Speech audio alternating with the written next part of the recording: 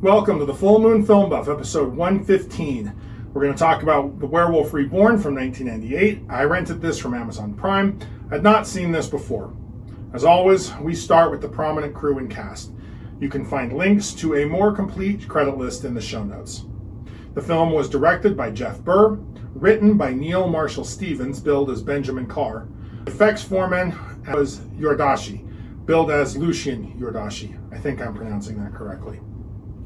Horror director Jeff Burr launched his career with an award-winning high school short, Divided We Fall, before making his professional debut with the 1987 Vincent Price anthology From a Whisper to a Scream, also known as The Offspring. He then helmed several major horror sequels, Stepfather 2 in 1989, Leatherface, Texas Chainsaw Massacre 3 in 1990, and both Puppet Master 4 in 1993 and 5 in 1994. Known for his practical effects and resourceful filmmaking, we first discussed Neil Marshall Stevens when we looked at The Creeps. Yordashi has a long career as a special effects coordinator, supervisor, and artist from Romania. He also has quite a few credits as an armorer, which I find fascinating, and I'm pretty sure we'll see him again in this project.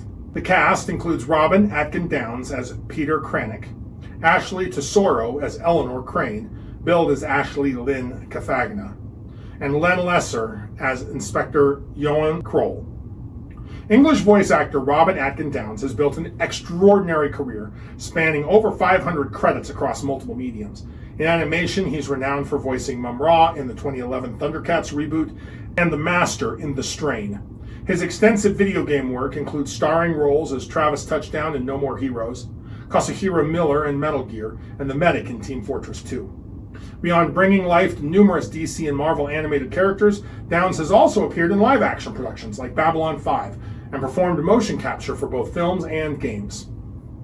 Ashley Tesoro rose from child model to television actress, most notably playing Kimberly Fairchild on The Bold and the Beautiful from 1998 to 2001, following her role as Liz Miller in Saved by the Bell, The New Class from 1995 to 1996. While pursuing a music career in Christian and country genres, Tesoro later chose to prioritize her family life and Christian ministry work, occasionally returning to entertainment projects. She exemplifies a successful transition from child to adult actor before deliberately choosing a different path in life. Len Lesser's remarkable six-decade career as a character actor began after his World War II military service. With over 500 roles to his credit, Lesser evolved from playing intimidating figures, aided by his tall stature, to becoming a celebrated comedic presence, most memorably as Uncle Leo on Seinfeld, where his enthusiastic "Jerry, hello!" became iconic across 15 episodes. He also made his mark as Garvin on Everybody Loves Raymond and appeared in classic shows from Get Smart to ER, alongside memorable film roles in Kelly's Heroes to The Outlaw Josie Wales. This movie was way better than I expected it to be. It strips the werewolf story to its core and places it firmly in the modern day, well, for the end of the 20th century. It's short and sweet, it's low budget, but in a way that puts what budget they had on the screen. Let me put it this way. It was good enough that I'm definitely going to watch Frankenstein Reborn now. Speaking of, this is one of two produced movies in a planned but never finished quadrilogy of updated remakes of the four classic Universal monster movies, Frankenstein, Wolfman, Dracula, and The Mummy.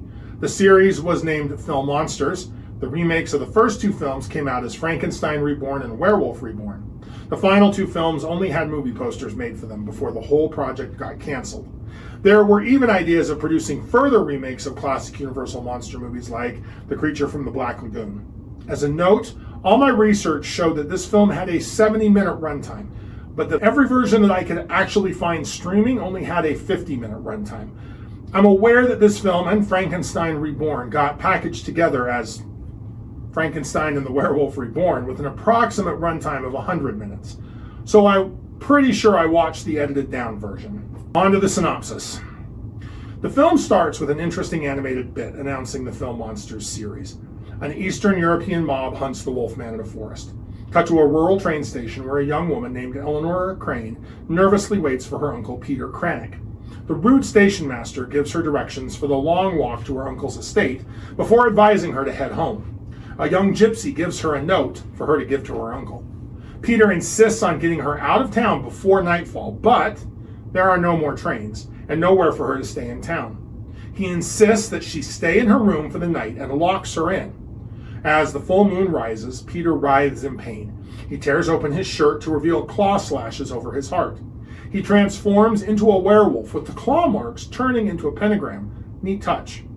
Eleanor uses her pocket knife to escape and finds the poem that the gypsies passed on to Peter. No steel shall slay, no door shall bar, when the full moon shows the mark of the star.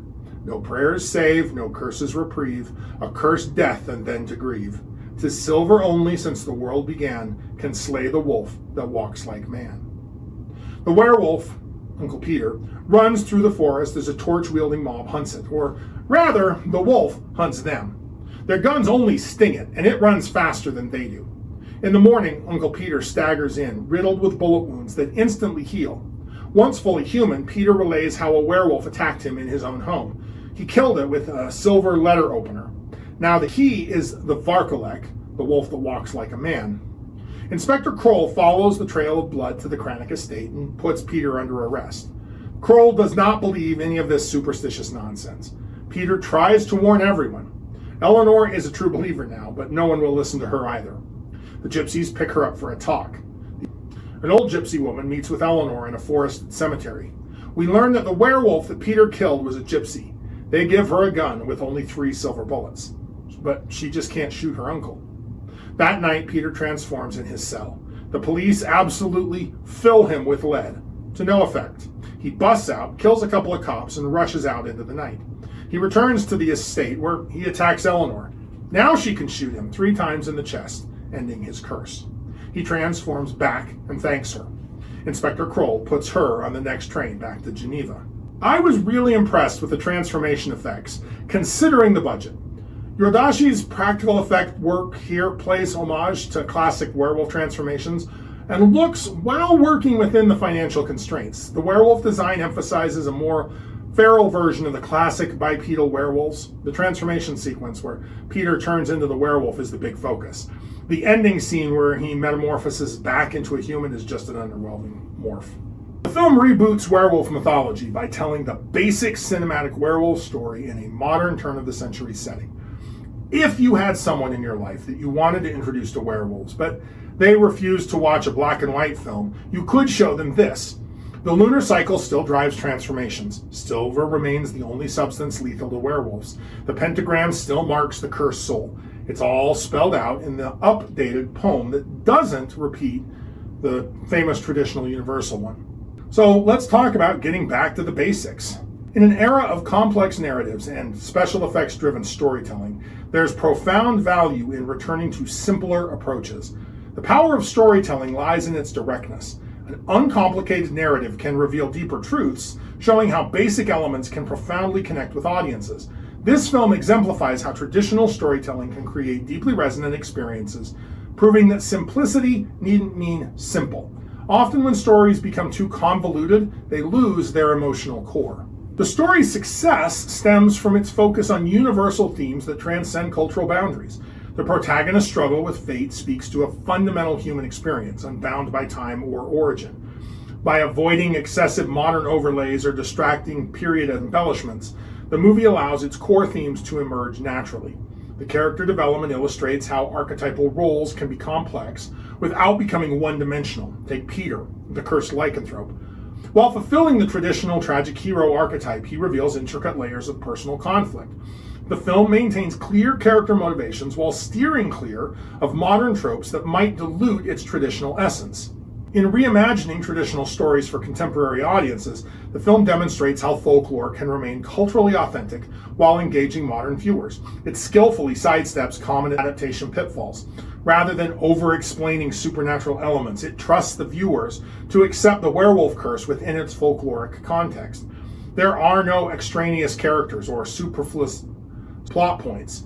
No unnecessary origin stories, no contrived romantic subplots, no forced modern parallels. Instead, moral lessons emerge organically from the narrative, avoiding heavy-handed messaging. By embracing simplification, Werewolf Reborn achieves a more powerful impact. Its straightforward narrative allows for a clearer message and more memorable storytelling. The film stands as a testament to how stripping away unnecessary complications can reveal the profound core of traditional stories. So, if you like lycanthropes, like, share, and subscribe. Contribute your thoughts and observations in the comments below. Let me know what I missed or what you noticed. Next, I plan on discussing Plenilunio from 1999. Keep your eye on the moon, a silver bullet in the chamber, and we'll see you back next episode.